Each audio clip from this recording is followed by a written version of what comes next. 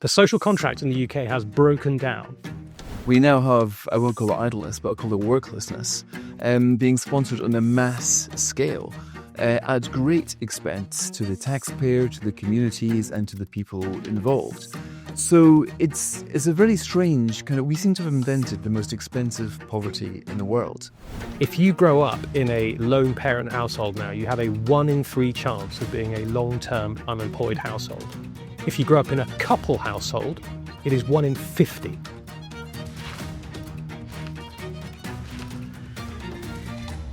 Really looking forward to the discussion tonight. Thank you very much. It's obviously an important issue that we've been talking about for decades, ever since the Beveridge report in the 1940s, the welfare state after that, and some of the things that Beveridge proposed in his report in the 1940s, which the government at the time did not take up, and all the questions there have been about welfare ever since. And even if you look at the demographics of the country at the moment and the relative number of people relatively paying into the number of people who are taken out, and still in some areas where we've thrown lots of money at it over the years, there are still areas of deprivation. Now, personally, someone who has written about and spoken about how we tackle poverty, one of the issues that I find very strong is that both the left and the right, I think in many ways, have failed the poor. The left have a sort of top-down state, which just chuck lots of money at it and somehow it will solve the problem. But in fact, people on the right, and maybe I'm not sure if I can still say the word right these days, given all the realignment that's going on in politics. But generally, I remember when I was working at the IEA, and I would say, let's work in local communities and build up civil society. One of my colleagues here said, no, it's simpler than that. Just cut taxes. And if we cut taxes, that will trickle down. He didn't use the word trickle down, and I know many people on the right don't like the word trickle down. But effectively, they would say, cut taxes, and that will lift people out of poverty. But it's not as simple as that. As Banerjee and Duflo, the Nobel, who won the prize for economics, have said, stop stereotyping the poor and really seek to understand their problems and how they got into poverty in the first place. So I'm very pleased that we've got a panel here tonight who come from particularly a number of different angles and have spoken or written about how we tackle poverty, but also the state of our welfare state at the moment and the future. I'm very pleased to be joined by Andy Cox, who's the co-director at Signal, which is a social enterprise that does life mapping for individuals and their communities, and he'll explain a bit about that in his contribution. Then we'll go to Dr. Stephen Davies, a senior education fellow at the IEA, who's written over many years about the issue of poverty, but also a number of other issues, including the realignment of politics. And then we'll go to Fraser Nelson, who's a columnist at the Times, but has also did a film for Channel 4 last year on welfare. Then Edward Davis, who's a research director at the Social Justice, who's done some amazing work in local communities and highlighting some of the issues faced by people trying to lift themselves out of poverty. And then Danny Kruger himself has written a lot about this issue, actually moved into an estate upon stage and lived the experience, and is now the Shadows Work and Pensions Minister. So without further ado, let me actually, why don't you give the panel a round of applause and follow me. And I always ask for a round of applause at the beginning, can never be guaranteed you'll get one at the end. Let me hand over, and I am going to be relatively strict on this on the time, and I'm going to give each speaker 3 minutes, just for opening remarks, and then we'll have a discussion, and then I'll open up to the floor. Andy, you're someone who's been working in local communities, and one of your concerns very much is a lot of things are done to people in communities rather than people in the community had an agency for themselves to make their own decisions. Over to you. Thanks, Syed. Good to see everybody here this evening on podcast. Andy Cox is a director of Signal. I'm responding to not just the work we do, but the many people affected in our communities by poverty and other issues. What Signal does is it works alongside individuals, deploying its life mapping tool to understand what matters to you. Not to me, not a support agency, not government, but what matters to you. And that methodology opens up conversations and stories and determines for individuals what they must do, not just to help themselves, but others, and where they need to seek help and support. What we're finding with the deployment of this methodology, founded in elimination of poverty, founded in the Southern Hemisphere and now works in 50 countries across the globe. What we're finding is that used appropriately, it builds agency and a self-determined approach by individuals and communities. And quite rightly, Syed, it's not about what we do to others, but what people can create for themselves alongside other people in their community and their support agencies. We're having success factors right across the UK, from Scotland all the way into London. It's a new movement. We've been operating for a few years, but this movement is growing strong around agency and self-determination. Thank you. Oh, gosh, you can have another minute if you want. Other than that, fantastic. Fantastic. Yeah, founded in elimination of poverty. But what we found is policymakers and politicians talk about poverty. Individuals don't. Individuals talk about what matters to me. So there's a correlation, a direct correlation between eliminating poverty, improving quality of life and well-being. Having a conversation with somebody, we wouldn't use that language. It's off-putting. It's all about people determining for themselves what they want out of life and making positive choices. And the positive choices come out quite easily. Often people aren't listened to, though. And I think that's the power of being able to ask people what matters to you. That is the heart of what we do. Thank you. Well, Steve, I know you recently went to a meeting, I think Newcastle, where you met a number of organisations who talked about their challenges. Yeah. But you've also been writing about this issue for a number of years. So I wonder whether you could share your thoughts on. Well, thank you, Syed. I think my first point would be that at this moment right now, I think there's agreement across the political spectrum, I think it's fair to say, that the existing welfare system is not working. It's financially increasingly stressed, as I'm sure number 11 Downing Street is well aware. It's unaffordable, but also at the same time, despite a huge amount of money being spent, it's just not achieving its own goals. So it's a failure on its own terms. In particular, it's not successfully dealing with the kind of thing that Andy's talking about, which is social marginalisation. Instead, there's increasing evidence that actually what the welfare system we have does is to create high levels of what used to be called pauperisation, which is precisely the opposite of what he was talking about, complete lack of agency. And there's also some, I think, increasing agreement on the diagnostic side about what exactly needs to be done, and move away from a managerial approach to state welfare, and to move away also probably from the strategy we followed since the 1970s, and certainly since Gordon Brown became Chancellor, of cash supplements. Now, I think we're in a moment where all kinds of options are open and possible. Everything is very, very fluid. I think the last time we were in a situation like this was in the 1920s, or previously before then, the 1820s. So maybe this is a kind of 100-year cycle that we're in at the moment.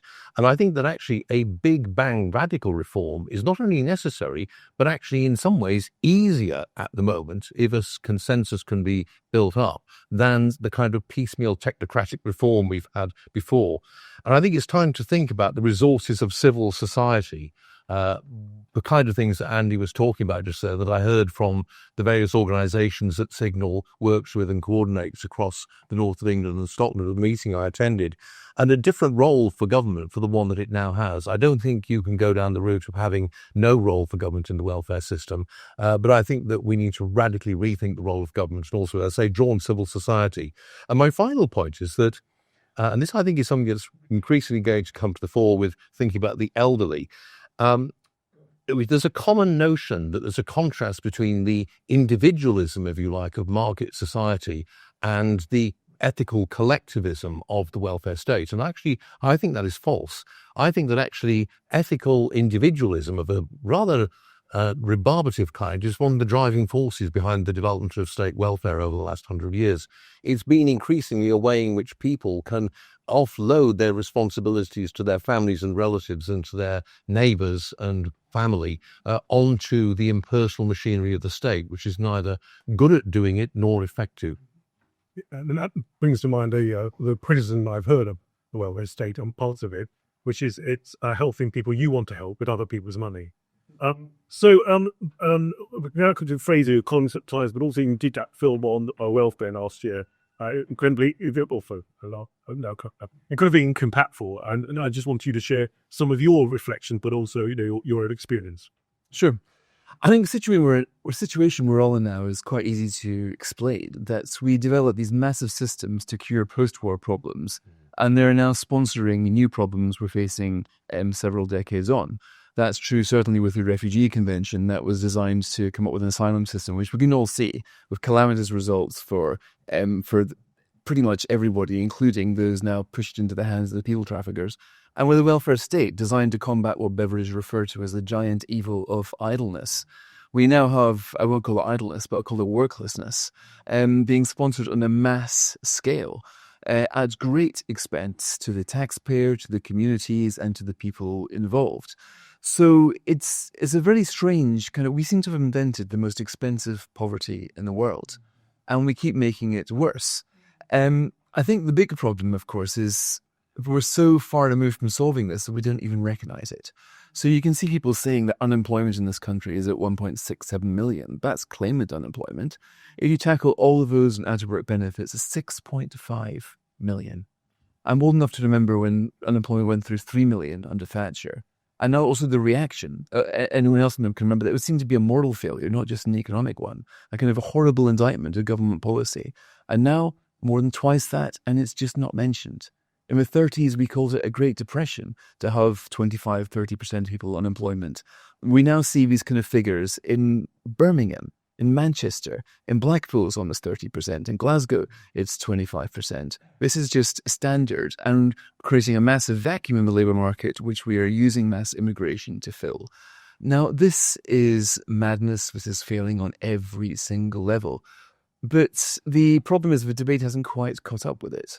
Now, I am optimistic about reform because the Conservatives did manage to reform under the IDS days. They made also the Thatcher Blair days as well, tackle sickness benefit. It went down by about 1 million to 2.2 million. It's now pretty much doubled. It is on its way to doubling since then.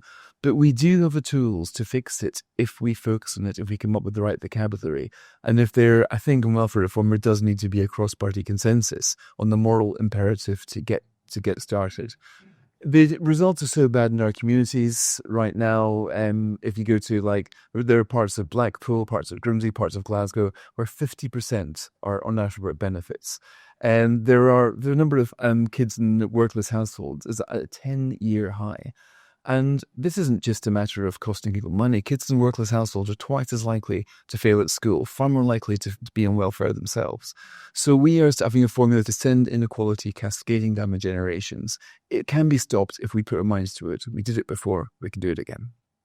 Thank you. And Edward, and the Centre of Justice, you do amazing work. You work with a number of organisations in local communities. You've built alliance of local community organisations and civil society. So you've obviously seen, and you've produced a number of papers over the years about how we tackle some of these problems. What are your reflections? Yeah, I mean, there are sort of orders of magnitude around this. There's a specific system, and as it's going right now, then you've got principles that we learned from the Alliance, charities like that. And I think there are some big social contract, moral value questions going on here as well. So firstly, on the system itself, as it's working or not working, the issue is it's unaffordable because too many people are just being signed off. And we need to be looking much more at how you get people back into work. I think Fraser's written brilliantly about lots of ways of doing this. One big area we're looking at is low-level mental health conditions. People who would be better off in work, that work is a treatment for low-level mental health conditions. And so that parity of esteem we talked about the last 20 years has massively over-medicalised a problem in a very unhelpful way. I think if you just pull back to the principles that underpin the system as well, Syed there mentioned that we work with 800 charities. At the CSJ, we have a thing called an Alliance Foundation, and there are charities that work with people coming out of prison. They are people who are overcoming addictions, young people trying to find work. And if there was one thing that I would say unifies every single one of the dozens I have visited over the last decade, is that the heart of this sort of recovery comes personal relationship. There has to be a trusted, personal, usually loving relationship between the client and the provider. And that's completely fallen out of our system. And I think understanding the importance that social capital plays in getting people into employment is enormous. And Steve just mentioned there, talking about families and neighbours and the role they play. Just to give an example of that, If you grow up in a lone parent household now, you have a 1 in 3 chance of being a long-term unemployed household. If you grow up in a couple household, it is 1 in 50. If you have a married father in your household, I'm basically not concerned about your employment status, but that demographic has declined so rapidly over 50 years that we are basically looking at how the state replaces family. Whipping back one more, 30,000 feet, big, massive principles now. When we look at welfare and we look at family, the issue of personal agency and personal responsibility is coming up massively, but it's not just there. It is coming up now in all our work, that the values we hold as a country are becoming very problematic to the entire welfare state, health, education, welfare, a lot of it. In school now, school readiness, 1/3 of children are not school ready. That's not basic maths and English. That is, can you get dressed? Do you respond to your name? Can you use a toilet? We're about to release a report next week that looks at secondary school children and absence. And half of parents of secondary school children in the UK now think it's reasonable to be persistently absent from school, missing more than half a day every single week. The social contract in the UK has broken down. We are having conversations here about policy that are way downstream of a really, really basic fundamental problem of values and morality. And it's very, very hard for politicians to speak about this, and I accept it. But fundamentally, the revolution will be moral or it will not be at all. Thank you. That's perfect 3 minutes. And it reminds me about when you talk about that relationship. I remember I was working with a project in New Addington in Croydon, and this lady had said that the local job centre hadn't actually got people into work. So she set up a jobs club and she got 100 people into work, basically just helping them to apply and working with them rather than sticking boxes. And just shows that, there's supposed to be a function of the state that, now, this is not the argument against the complete state. It's just the argument against the way the state was working their helplessness. But she understood those people, and helped them to apply for jobs and got them out, as it were, of a situation they didn't want to be in. Now, Danny, you've written about this. You've spoken about this over many years. You've lived the experience when you moved to, was a Britain White City. You moved to an estate and actually lived there amongst the local communities to understand it better. Now you are the shadow word intentions you disturb. You obviously think about how this translates into policy. What are your reflections? So, well, we didn't move to the estate to observe the local inhabitants. We moved because we were running a project in Wormwood Scrub prisons next door, and that experience very much echoes the insights we've had. So thank you. This has been such a helpful conversation. I mean, I do pay tribute to the IEA. I mean, this is the place that people think of as the home of sort of pure high and dry Thatcherism, but it is also the home of the social covenant idea, the notion that we have obligations to each other that go beyond market relationships. And here's IEA birth Civitas and David Green's work here over many years, and your work, Syed, and others. So this is the right place for this conversation. I mean, I mean, we should get into the conversation because I just would repeat everything that others have said. The only additional points. Very much agree with the point about the opportunity we're in now. This is a very fluid situation politically and sort of culturally, I guess, and the opportunities to make a big bang reform. We have not seen it like this since the Second World War. And I think we should grasp the opportunity to do something big and across the board. The two simple principles I'd apply first is, insofar as the state has a simple principle to apply, it's that we should optimise for the normative. The job of the government is to reinforce positive social choices, to create the conditions by which people will make good choices for themselves and their families. So we should be consciously reinforcing and subsidising the decisions that we all recognise are the right ones and that all people would like for themselves. So to be married, to have children, to look after their elderly parents, to be good neighbours, and to work and to support their families. Those are the choices that I don't think we should be shy of endorsing explicitly through policy. That, of course, raises the question of what do you do for people who don't conform to the normative, whether deliberately or by accident, and that's a much more complicated question. I mean, in the spirit of Tolstoy, who said all happy families are the same and all unhappy families are unhappy in different ways, a common line, but that's the idea.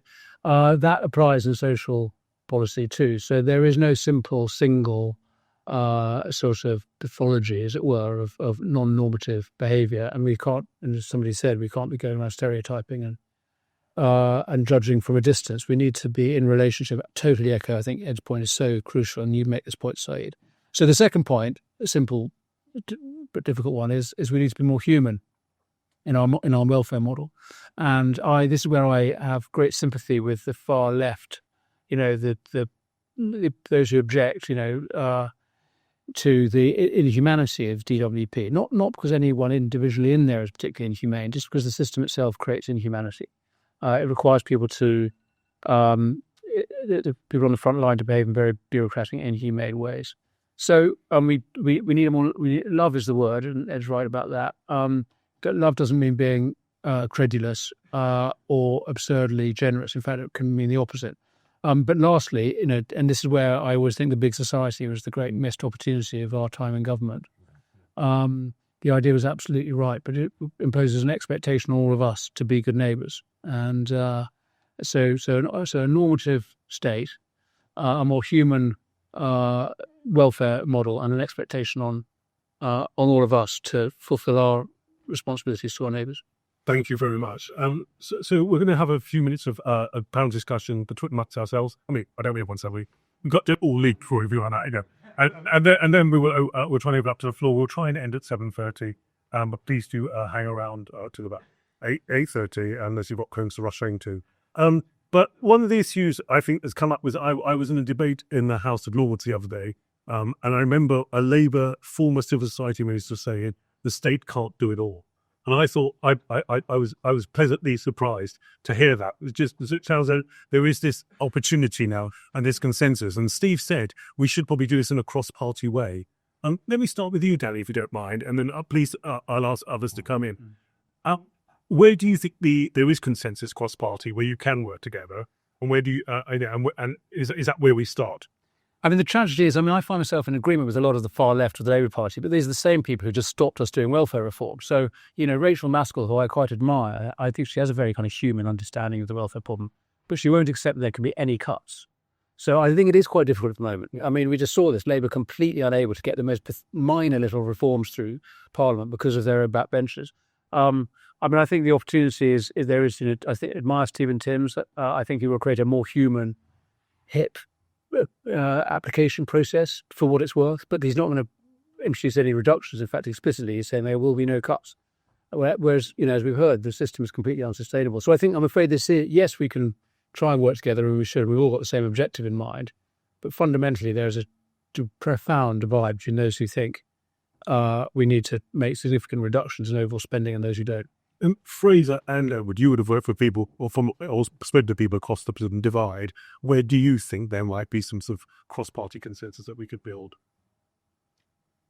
I think the problem is that when the New Labour started doing this and James Purnell came along, they had buy-in from the Conservatives. They sought out, as per Wisconsin reform with the Clinton and Gingrich, they thought, look guys, we need to get bi-party support. They did it then. But when IDS came along to his support, Labour took a more tactical position of basically crying foul at every single reform. Now, the problem is they've been doing that for so long that they didn't really change the record when they came into government. And so for so long, they had been sort of used to denouncing every Labour reform as being cruel. Though when they came to do it themselves, it was just, there wasn't enough time to change the narrative. So I think that those who are grappling with the crisis will absolutely see it. For Rachel Reeves, it's a fiscal crisis. And certainly, I think Liz Kendall is a woman whose heart is absolutely in the right place. I think she is somebody who wants radical reform, but she does not have a fully supportive number 10, and she doesn't have the Treasury behind her either. The Treasury wants the immediate cuts, in other words, PIP. The Treasury will not be tolerating her coming up with longer-term reform because the OBR won't score it. So we see here, it's not so much a party political divide. I think Labour are now up against exactly the same machinery that the Conservatives were up against. And I should say here that the Conservatives put them in two camps. There's IDS, where lots of welfare reform was made. Then lockdown came along, and after that it got dramatically worse, and the Conservatives basically turned a blind eye to all of that. So when we talk about the Conservatives, it's not as if I think they were good or bad. I think they were as good followed by bad. both Andy and Steve, you have seen, you've spoken to big organisations. You said actually the way the system works at the moment, particularly those applying for grants, etc. I know there's always a danger if you apply for a grant, you suddenly become an agency of the state. They say, well, but how if we want real change, you either have top down from the government, but you can also have bottom up. Is there a way that civil society should be acting differently to challenges? Absolutely, but I think it also starts with, I know you've been alluded to already, that whatever the system that we have in the UK, it's got to be relational. I mentioned the Centre for Social Justice do some fantastic work around connecting with communities. There's enough talent in the communities to run relational services. I think across the sector, public, voluntary, community sector, are looking to do things differently. Reforming public sector by having relational services and not metrics-driven, artificial compliance systems that don't comply with communities. There is a great movement towards doing things completely different. There's a talent in the voluntary community sector that's overlooked constantly because government believe they can do things better and think they have to fix everything. They don't go locally to find out what the solutions and answers are, and that's all parties. I think there is a desire from community sector to move away from new public service management mentality of the 70s and 80s towards one of reform. And public sector right up for this, as well as the voluntary sector, looking to do things differently. Procurement needs absolutely exploding to have a look at how we work better together to procure correct service in the communities, and many, many organisations in the community looking at alternative forms of funding, working together in hubs, networks, putting their resources together, focusing on the needs of the community rather than the needs of bricks and mortar. There's a lot of movement in the communities. I think one of the difficulties that they say the voluntary sector is facing is they were struggling before COVID. They were reliable during COVID. Then they came out of COVID and then hit cost of living. And now they've forgotten. They have to fight for every opportunity. And therefore, many are looking for alternative forms of social investment to work outside that. I think there has to be a consensus that there is some real skills and agency within our communities to actually make a massive difference and not rely on government to intervene, but to listen and to do the right thing. Relational services out trump compliance every day of the week. Yeah. I want to come to Steve, but Andy mentioned the CSJ, so I wanted to take your perspective on this.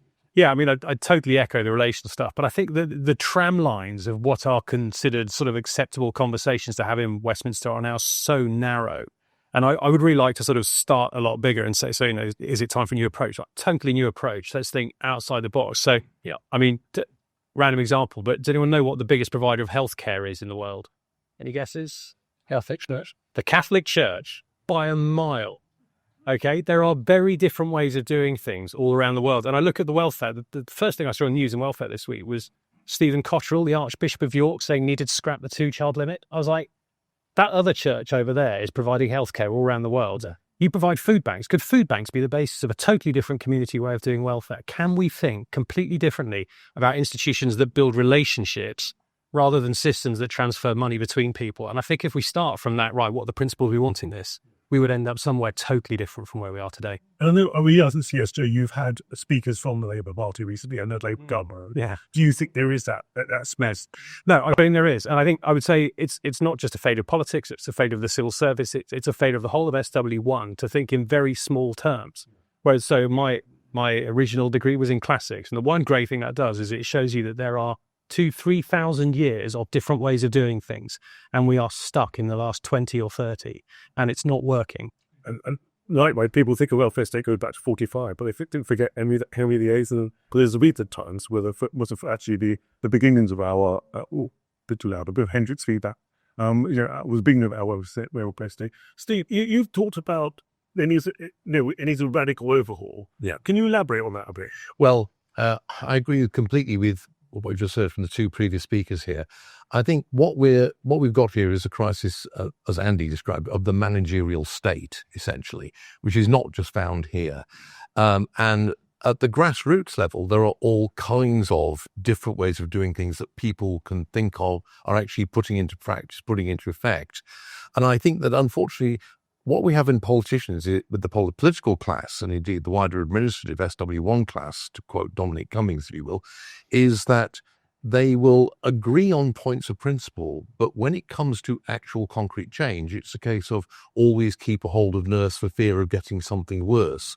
There is such a high political cost, as far as they're concerned, for actually changing anything.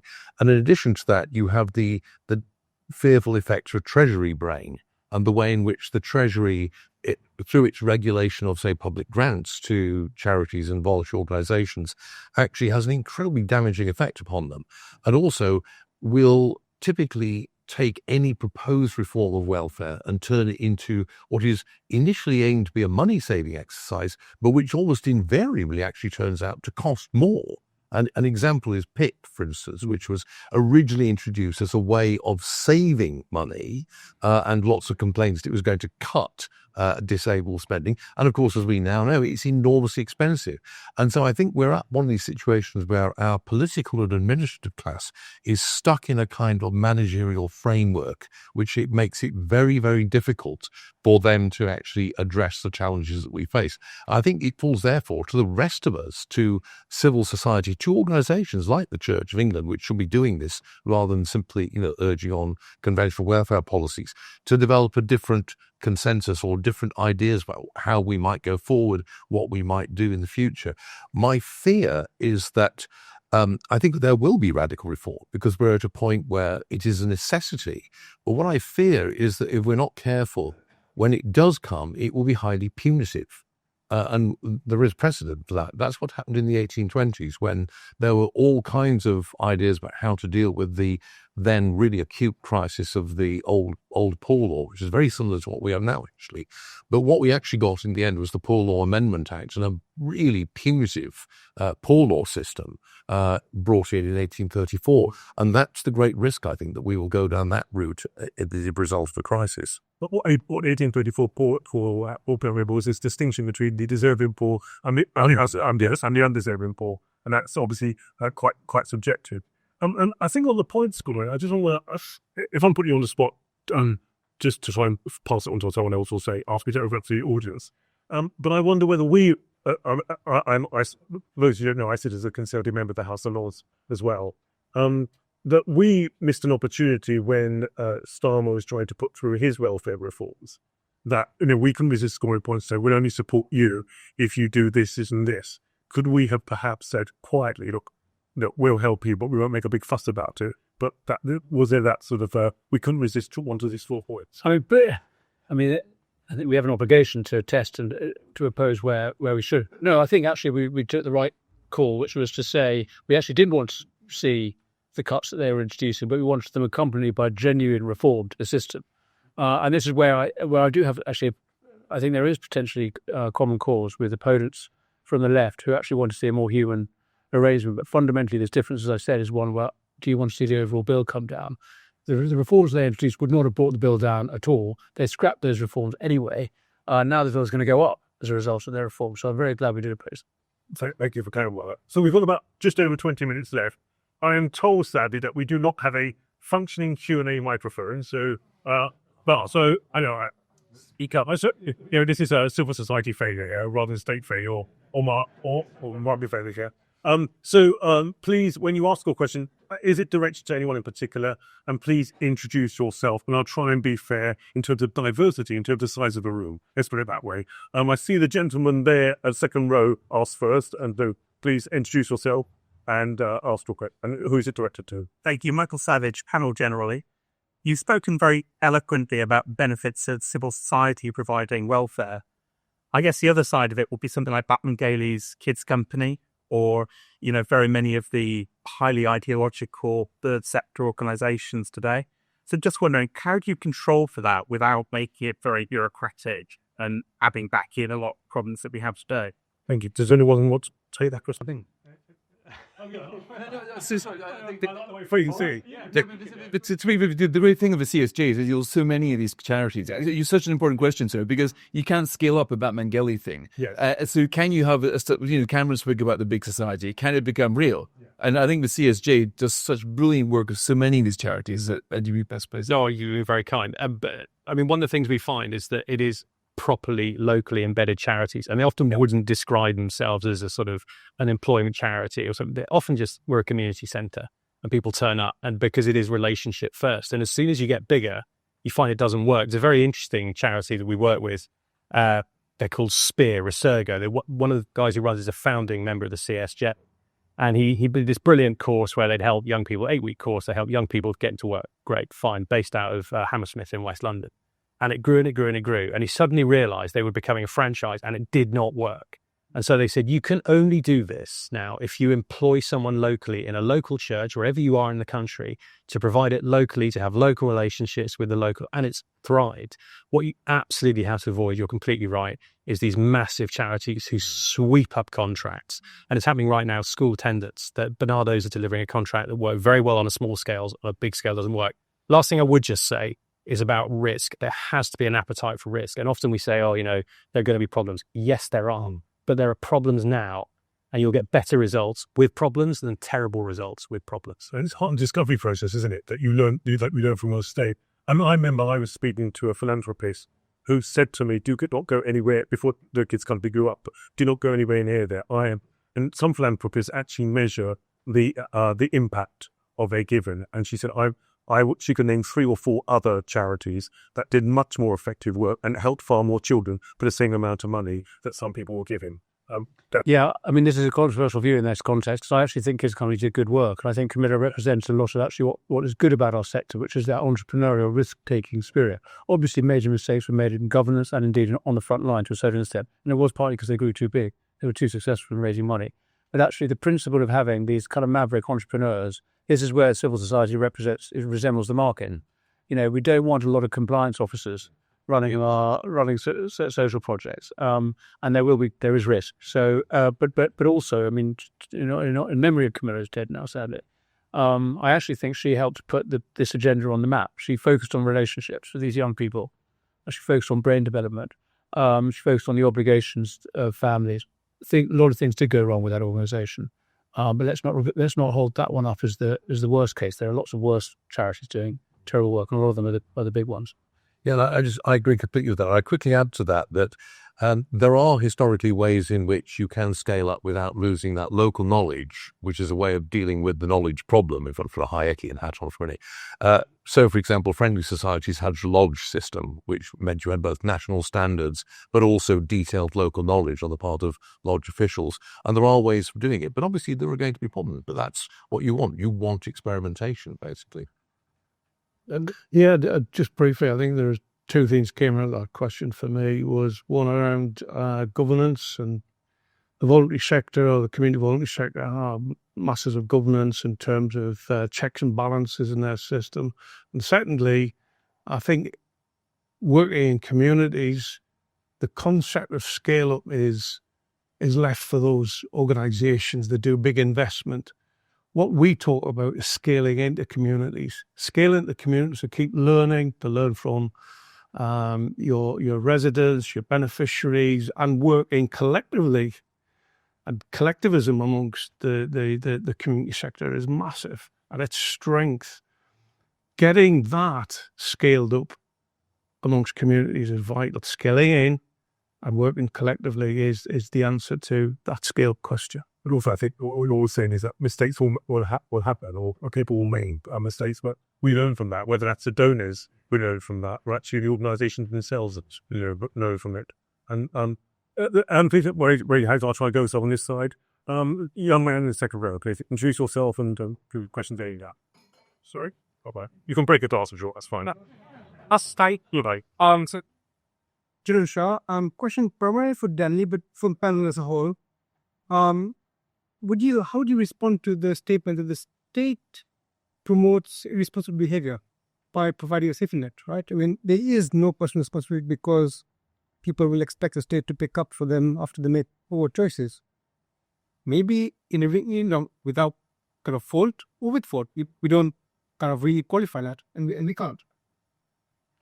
Well, I mean, I think the principle is absolutely right. We do need someone to pick up the pieces after we make mistakes. I mean, let's not have a society in which there is no forgiveness, no coming back, no second chances. So the question is, who does that? And yes, if you have a remote bureaucracy responsible for doing it, you're going to create incentives for dependency, which is exactly what we have. But equally, you can have systems locally that are bad, that perform badly. But I think a more local system, a more human one, as I've been saying, that recognises that often the best thing for people is to be responsible for themselves. I mean, just very quickly, and I mentioned my work in prisons. I mean, I visited Texan jails some years ago to look at how they work, and they were actually emptying prisons back in those days. The right on crime movement, very impressive across the United States, fiscal conservatives recognising they couldn't afford the rates of incarceration. Anyway, what they did in Texas and still do, which is so impressive, is they're very clear about personal responsibility. You do the time, you do the crime, you do the time. We're not mucking around with making excuses for you. But then once you've been punished, we will the system, which is not the state, but it's local churches mostly in Texas, will look after you. So they have proper punishment and proper rehabilitation. And I think that's the right balance. And we do neither in this country. We don't do punishment properly. We don't do rehabilitation properly. And so, and I think the same applies in the welfare space. We are both too sort of soggy in our attitudes to people from government, but then local communities aren't able to step up and properly support people. So that's the reordering we need. And we shouldn't forget that one of the criticisms quite often of the welfare state work is that it creates dependency. But private charity can also create dependence. Yeah. And is that any better? Please, hands up again on this side. Young man in the front. Nick Dale. With the panel agree that the definition of poverty has changed. In the old days, we had absolute poverty, which some people think we didn't have since the 1920s. And now it's all about relative poverty, which will always exist. Well, yes, indeed, there has been a change. I mean, Peter Townsend and all that, introducing the idea of relative poverty back in the 1960s, actually, with his famous book on the subject. I think, actually, in some ways, the framing of poverty measured in terms of things like income, whether it's absolute or as a proportion, is not really helpful here. The question that you need to ask is the person you're talking about, or the group of people you talk about, able to participate fully in society? And that is obviously affected by income, but not just by income. There's a whole range of other factors involved. That's why I said that really the crucial problem is not so much poverty as such, by either of those definitions. It's social marginalisation. And the way our system works at the moment actually makes that worse. Because for one thing, for example, if you're on various in-work credit benefits, you have pretty powerful disincentives for actually increasing the number of hours you work, going for best paid work because you're facing an effective 80% marginal tax rate, according to the government's own figures. And what that does is to actually bar people from fuller participation in the world of work, the world of civil society. And there's also the problem of with the way other government policies have made the basic essential goods like energy, housing, vastly more expensive than they really should be. And that hits people on low incomes disproportionately hard because since these are essential goods, they spend a much higher proportion of their income on them. They want to build? And I think the notion of relative poverty was the kind of where it all went wrong for the left, actually. From that moment on, rather than fight poverty, you try to manipulate a spreadsheet, see if you can target tax credits to just below this arbitrary line, to take them just above and claim they're being lifted out of poverty. And ever since then, there's been a habit to see poverty and the country through the bars of a spreadsheet, rather than look at all the other aspects of poverty. And that's what's led us to this case of national blindness that we're in now, where we don't talk about worklessness, we don't talk about all the other aspects of poverty, and we just talk about so-called child poverty, which basically is an income manipulation figure.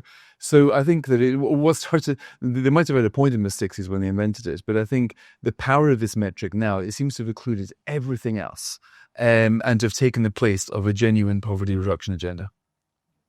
Sorry, so I mean, what gets measured gets done. So if you say that poverty is about money, your answer is to redistribute money. And I think that is exactly what we're seeing now. And if you wanted a real measure that actually got the right things done, we talk about the 5 pathways at the CSJ. We talk about work, family, education, debt and addiction.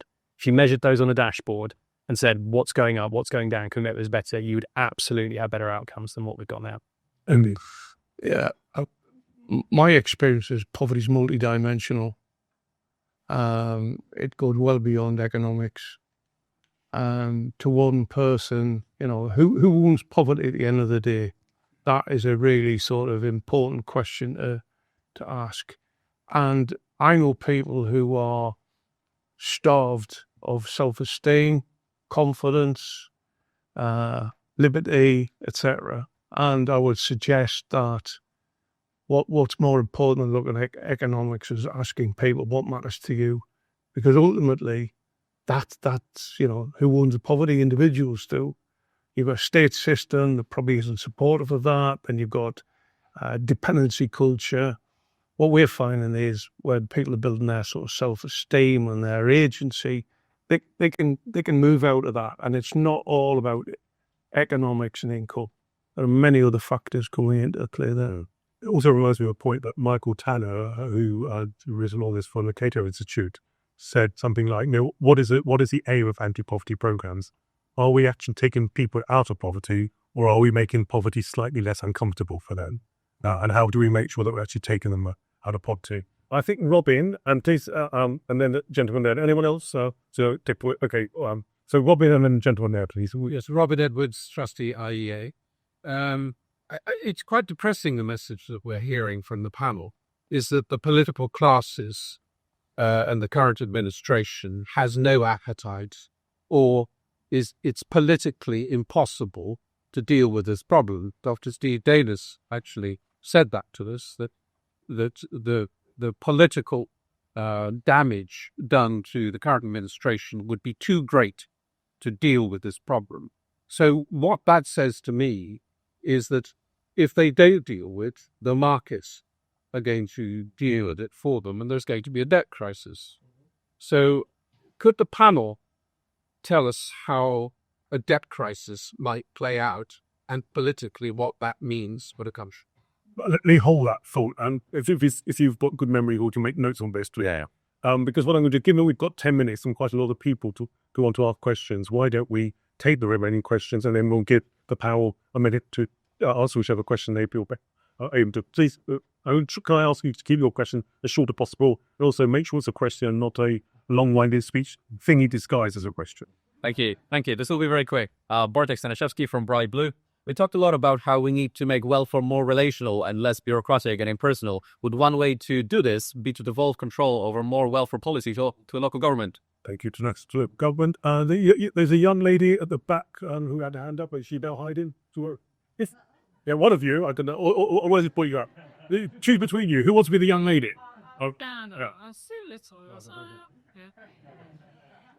Yeah, I'm Dana Henser.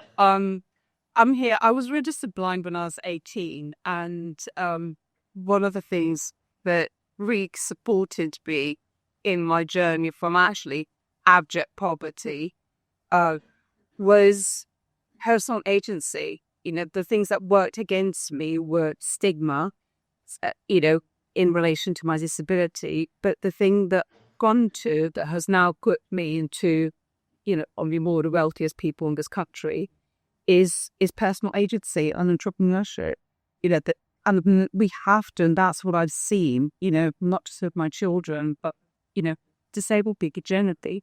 There is no instilling entrepreneurship into them. There is no instilling personal agency. And actually, you can do this because the framework that has been put in place and is reinforced by the Labour government takes all of that personal agency away. And I just wonder how this to that. Right. And before we go to the next question, note for you, look up Purple Shoots. Fantastic organisation there already. Purple Shoots. And please give lots of money to Purple Shoots as well. Right. Have anyone else who's got questions? Let's go 1, 2, 3, and then I'll go to the panel. Ready? Okay. Unrest to Arcana. Edward Davies made a very interesting point up, that if you're the son, the daughter, the married couple, you are probably going to be poor. Now, at the moment, I have 50% of children out of wedlock. Wouldn't it be a good investment to make marriage more attractive, like giving some financial incentives? Could save us a lot.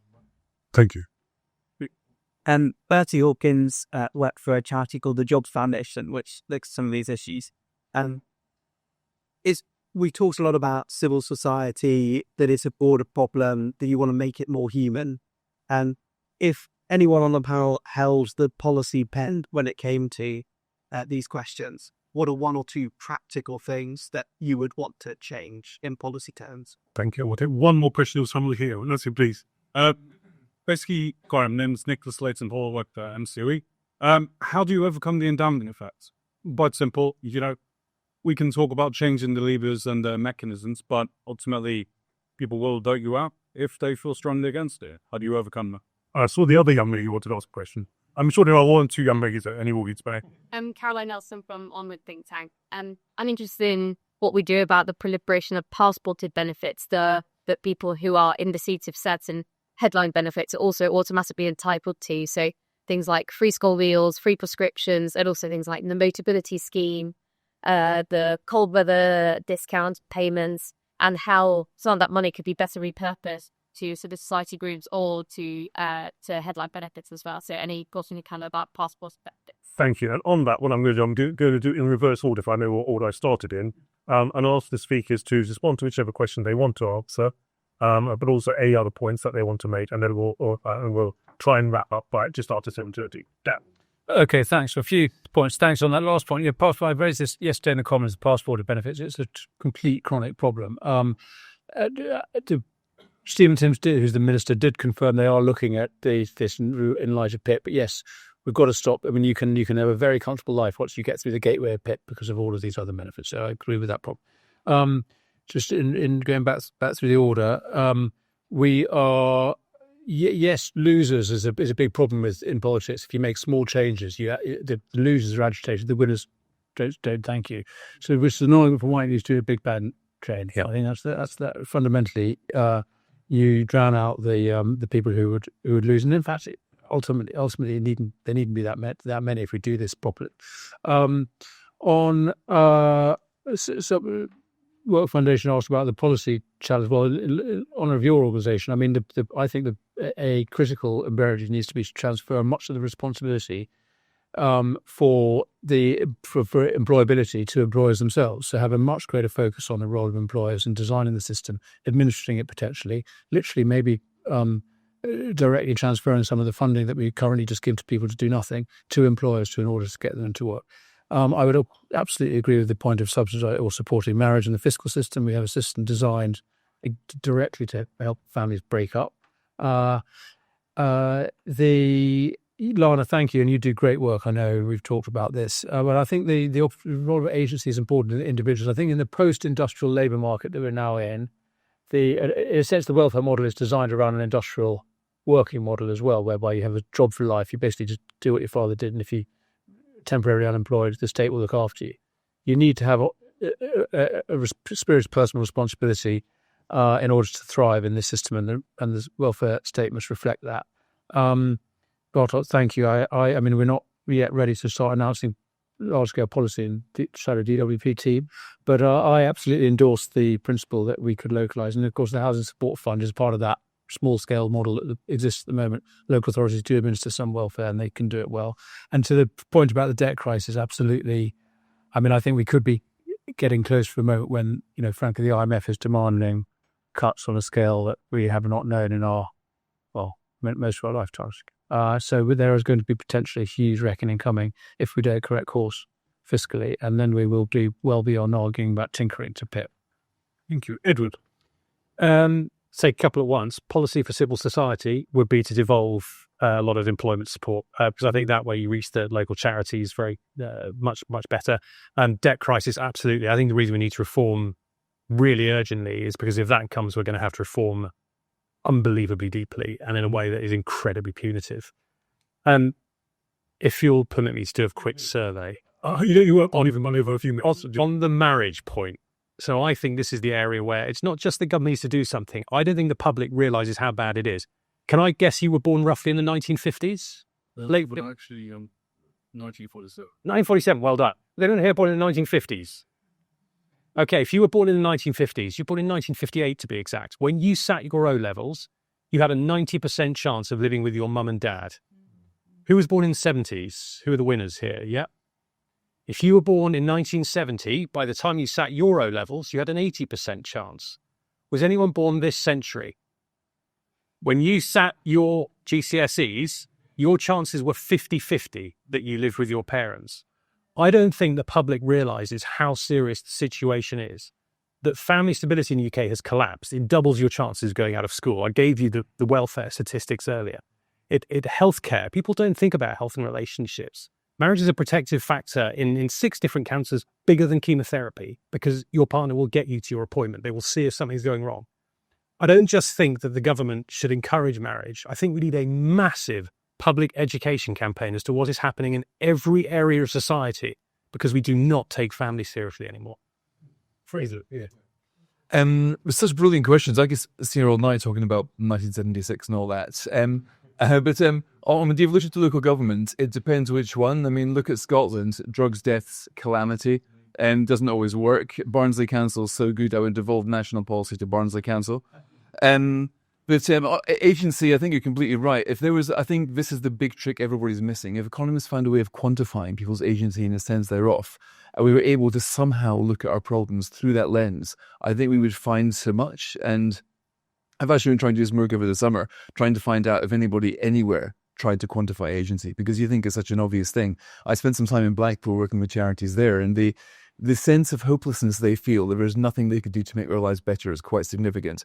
And on marriage, 10 years ago, I did a study trying to find out what were the 4 things you needed to do to avoid poverty. I identified them as finishing school, number 1, avoid teenage parenthood, number 2, avoid long-term unemployment by your mid-20s, number 3, and number 4, find love or a long-term partner. It didn't really matter, by the way, marriage or non-marriage. There was 2 couples, so I think we need to be careful over those. And if you kept all 4 rules, the chances of coming into poverty in this country were 13%. And if you broke all 4 rules, they were 80%. So those are the 4 rules: school, teenage parenthood, unemployment, and love. And as somebody once said, the greatest of these was love. So, Steve, how do you follow that? Right, difficult.